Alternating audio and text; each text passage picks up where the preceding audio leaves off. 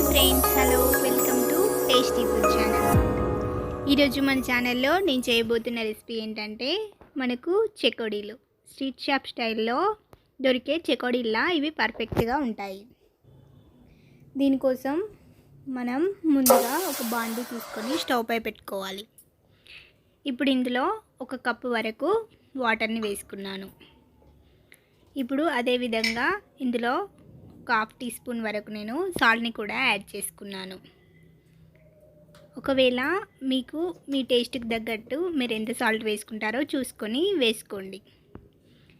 అలాగే ఇక్కడ నేను ఒక హాఫ్ టీ స్పూన్ వరకు కారంని కూడా యాడ్ చేసుకున్నాను. అలాగే ఇందులో కొద్దిగా వాము జీలకర్రని కూడా యాడ్ చేసుకున్నాను. కొద్దిగా మనం యాడ్ చేసుకోవాలి, లేకపోతే మనకు వాము స్మెల్ అనేది వస్తూ ఉంటుంది. ఇప్పుడు ఇందులో కొద్దిగా పసుపుని కూడా యాడ్ చేసుకోవాలి. ఇక్కడ నేను ఒక హాఫ్ టీ స్పూన్ వరకు పసుపును యాడ్ చేసుకున్నాను. అలాగే ఇందులో ఇప్పుడు కొద్దిగా బటర్ని కూడా యాడ్ చేసుకోవాలి. ఒకవేళ మీ దగ్గర బటర్ లేకపోతే కొద్దిగా నెయ్యిని కానీ లేకపోతే ఆయిల్ అయినా మనం యూస్ చేసుకోవచ్చు. ఇప్పుడు ఈ బటర్ కరిగేంత వరకు మనం ఈ వాటర్ని కొంచెం వేడి చేసుకోవాలి. ఇప్పుడు బటర్ అనేది మనకు కరిగిపోయి ఉంటుంది. ఇప్పుడు ఈ బటర్ కరిగిన తర్వాత మనం వాటర్ని వేడై ఉంటాయి. ఈ వాటర్ వేడైన తర్వాత మనం స్టవ్ ఆఫ్ చేసుకోవాలి. ఇలా స్టవ్ ఆఫ్ చేసిన తర్వాత ఇక్కడ మనము ఒక ముప్పావు కప్పు వరకు బియ్యం పిండిని, అలాగే ఒక పావు కప్పు వరకు ఇందులోనే మైదా పిండిని యాడ్ చేసుకొని ఒక కప్పు వరకు పిండిని మనం ఈ వాటర్లో వేసుకోవాలి. ఇక్కడ 1:1 రేషియోలో నేను ఈ పిండిని అలాగే వాటర్ని వేసుకున్నాను. ఒకవేళ మీరు 2 కప్స్ వేసుకోవాలనుకుంటే 2 కప్స్ వాటర్ని యాడ్ చేసుకోండి. ఏదైనా మనకు ఈక్వల్ క్వాంటిటీలో మనం ఇలా పిండిని వేసుకోవాలి.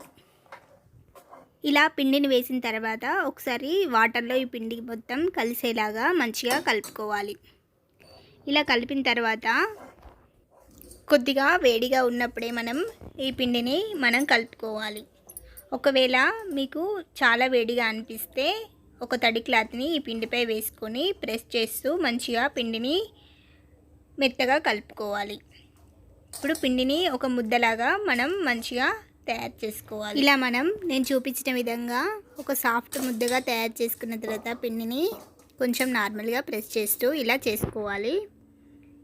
ఇలా చేస్తే మనకు పిండి అనేది మంచిగా కలిసిపోతుంది. ఇప్పుడు దీన్ని ఒక చిన్న పీసెస్గా తీసుకొని ఒక బాల్ షేప్లో దీన్ని మనం చెకోడీలాగా తయారు చేసుకోవాలి. ఇక్కడ నేను ఎలా తయారు చేసుకోవాలో మీకు ఒకసారి చూపిస్తాను. ఇలా ఒక ప్లేట్ కానీ లేకపోతే ఫ్లాట్గా ఉన్నది ఏదైనా తీసుకొని ఇలా నేను చూపించిన విధంగా చేతితో ఇలా అనుకోవాలి, లేకపోతే ప్లేట్ మీద అయినా అలా అనుకోవచ్చు. మీకు ఎలా కన్వీనియంట్గా ఉంటే అలా చేసుకోండి. ఇలా మంచిగా రోల్ చేసుకొని దీన్ని చెకోడీలాగా ప్రెస్ చేసుకోవాలి. ఇప్పుడు నేను చూపించిన విధంగా ఇలా రౌండ్ చేసేసుకొని దాన్ని కొద్దిగా ప్రెస్ చేసేస్తే మనకు విడిపోకుండా చెకోడీ అనేది రెడీ అయిపోతుంది. ఇదే విధంగా అన్ని చెకోడీలను కూడా ఇలా తయారు చేసుకోవాలి.